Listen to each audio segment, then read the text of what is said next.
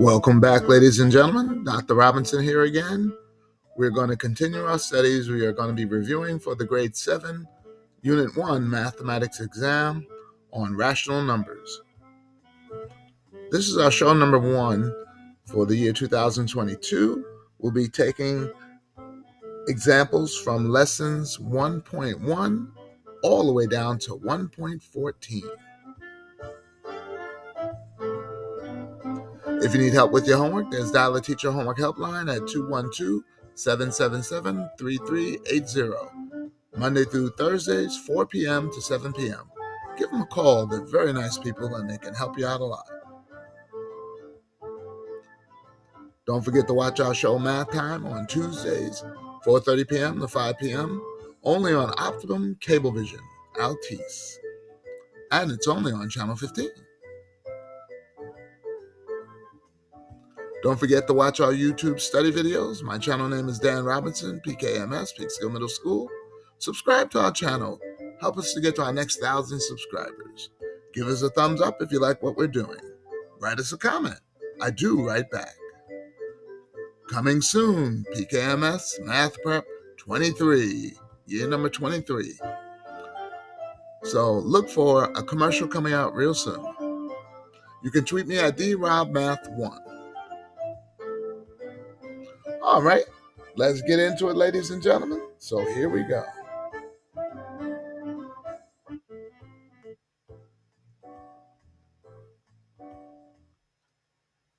Okay, now that we got the music cut off. ¿Qué symbol compara correctamente los números? I'm not going to try my Spanish.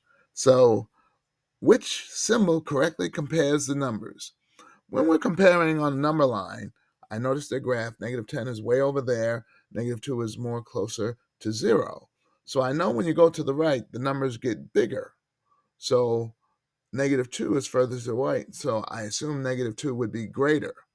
Now that's one way you can tell if it's going to the right, it's greater.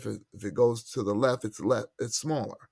But I always put my favorite symbol, which is the $sign. And now I can compare money.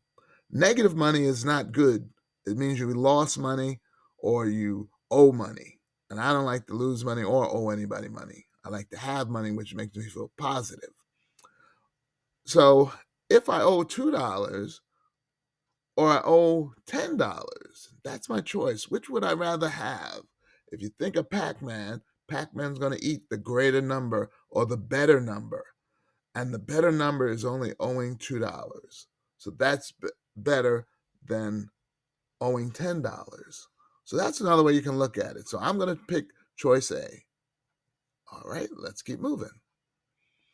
What value will make the equation true? So here's our equation. And by the way, equation is a problem with the equal sign. And we got -2.1 minus one of these numbers down here, A, B, or C, or D, equals -1.5. Now, I noticed they got a fraction over here, and that's a good fraction. You should know that's one of my favorite fractions, by the way. Half is 0.5. So I would look at it that way. -1.5. Half a dollar is 50 cents. So if you want to put an extra zero there. So I'm going to say, well, -2.1 minus what number equals a -1.5. And remember, put your $sign to help you out. So how much money are we talking about? And I noticed they did not write a zero, so to help you out, put a zero there. So -$2, or if you owe $2.10, how much money are you going to take away in order to only owe $1.50? So I'm looking at my choice answers here. This is good calculator work in case you're not sure about the way to deal with it. So let's just move this over a little bit, Dr. Rob. Okay, good. So I could put every number in there if I want, and I'm just going to put -2.6 and then press my subtract button and then put 3.6 and see if that equals to a -$1.50. No, it equals -6.2. So let me try that again. negative 2.6. I'm sorry, negative 2.1.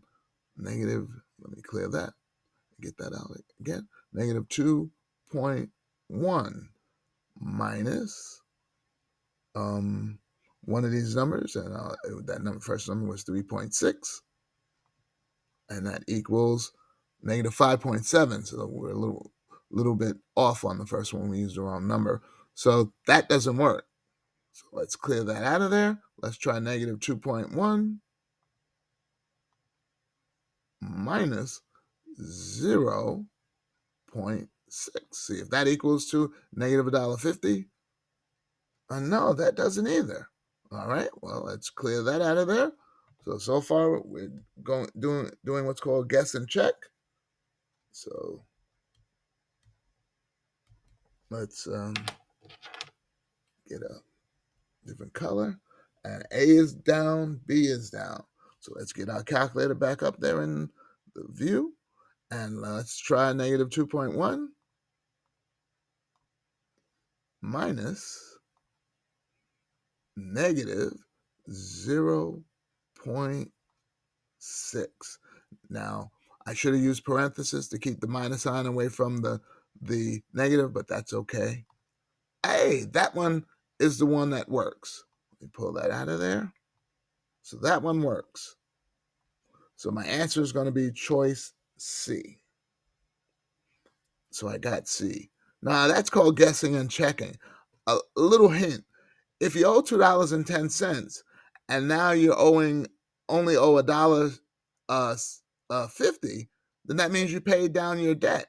So if you're subtracting, you have to do the opposite of subtracting, which is adding.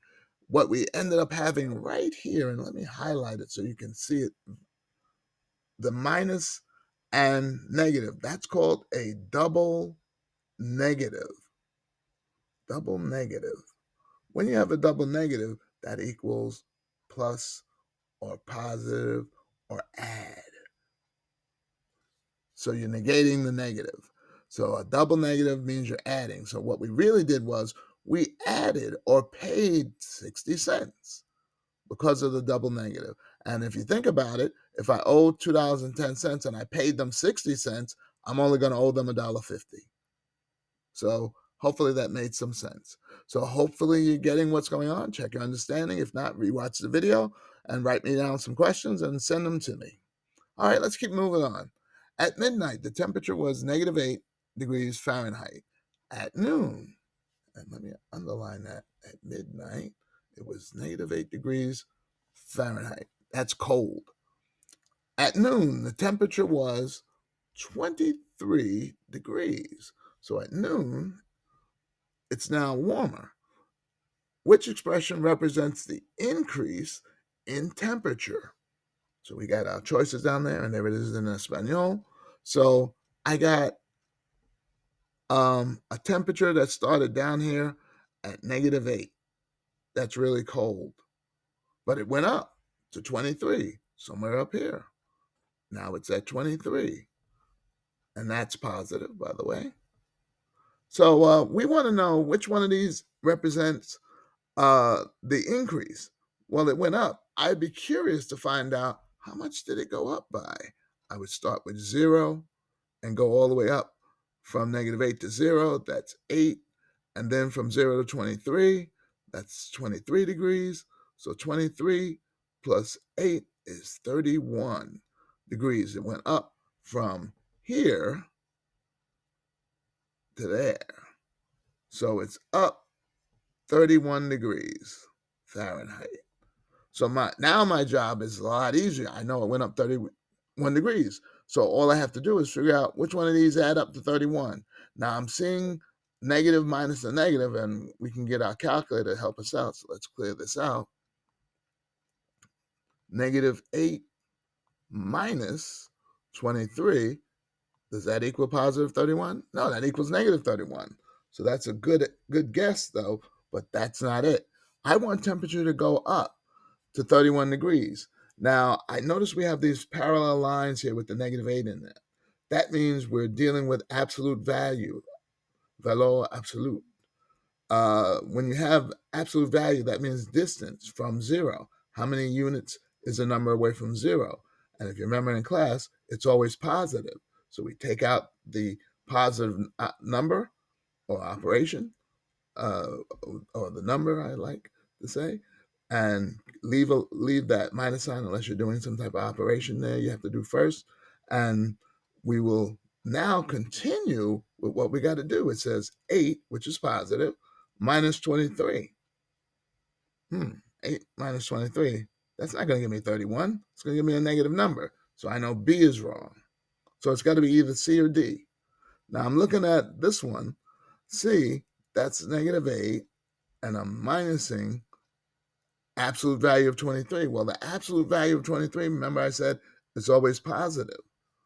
So 8 minus 23. Hey, I saw that on letter A. So A and C are the same, so they're wrong. So the answer's got to be D. Well, let's look at it. Negative 8 minus 23 is inside the absolute value sign. So let me get my calculator, and there's negative 8 minus 23, which equals 31. And a negative 31 at that. So, but be aware you have the absolute value symbols around them.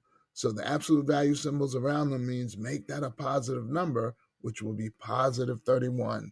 So I am definitely sure my answer is choice D. Good question.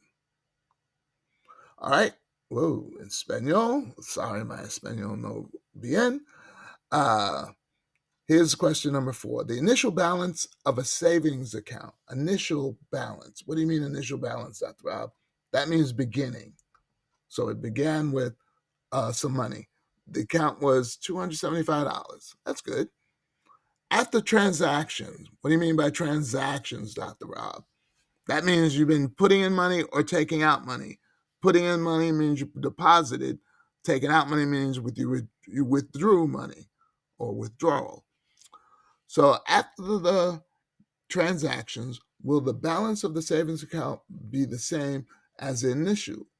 Oh, after which transactions will the balance of the savings account be the same as the initial balance? So we want these to be the same as it started. So if it started with 275, I want that to end up with 275.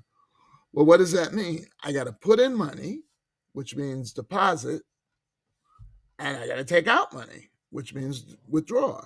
So I'm looking at my choices. I'm withdrawing and depositing. But I want this to still be 275 when I withdraw and take out money.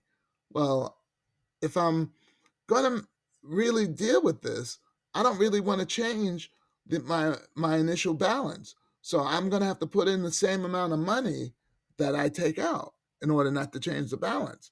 So automatically, this withdrawal and deposit is different. So A is not going to be good because they're not the same. And this one, the deposit put in 278, and then you're going to take out 278. If you put that in your calculator, guess what?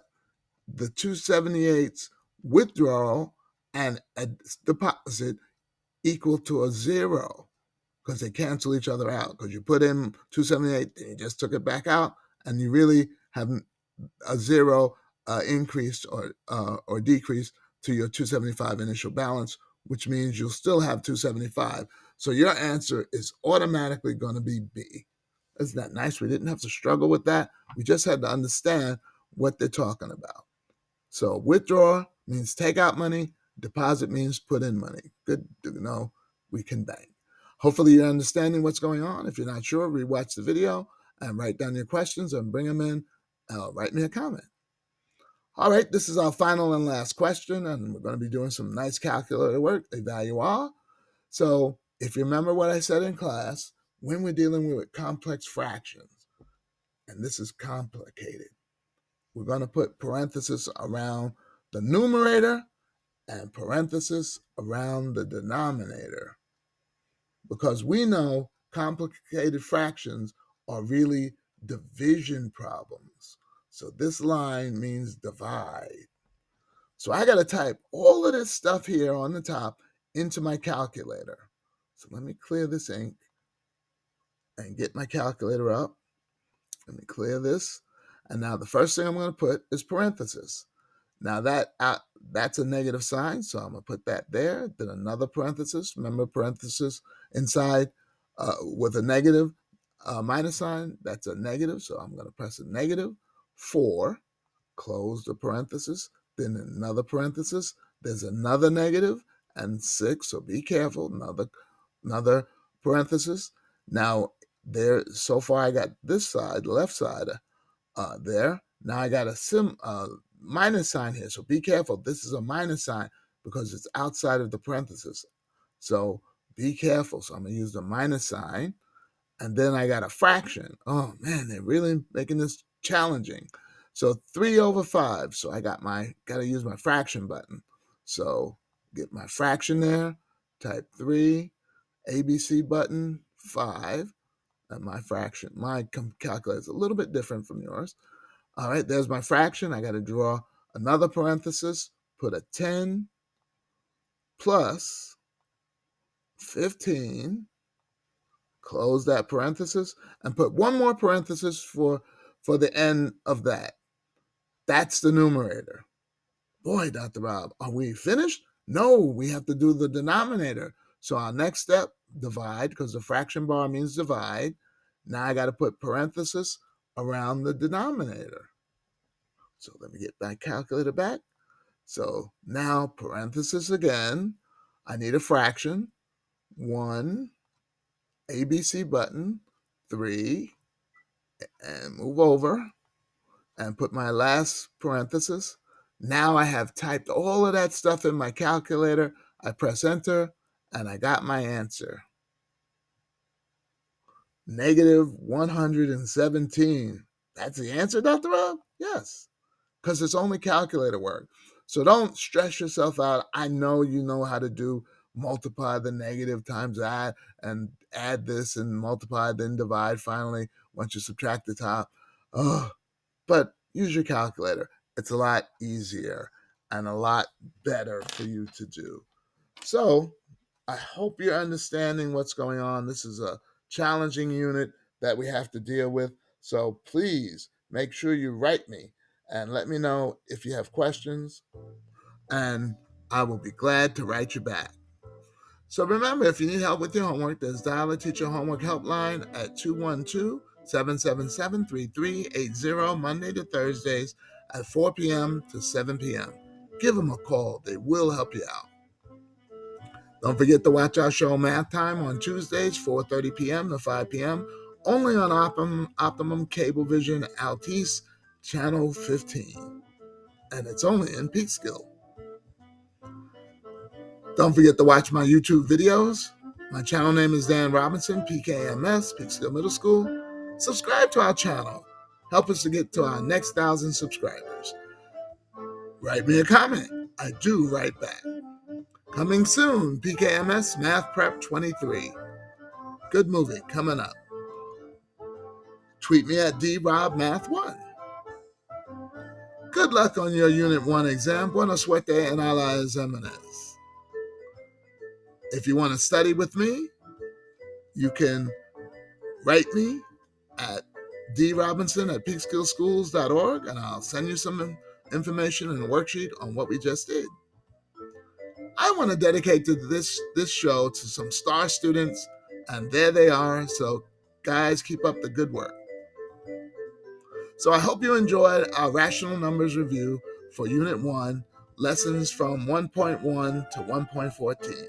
This is Dr. Rob, signing off. Have a good day.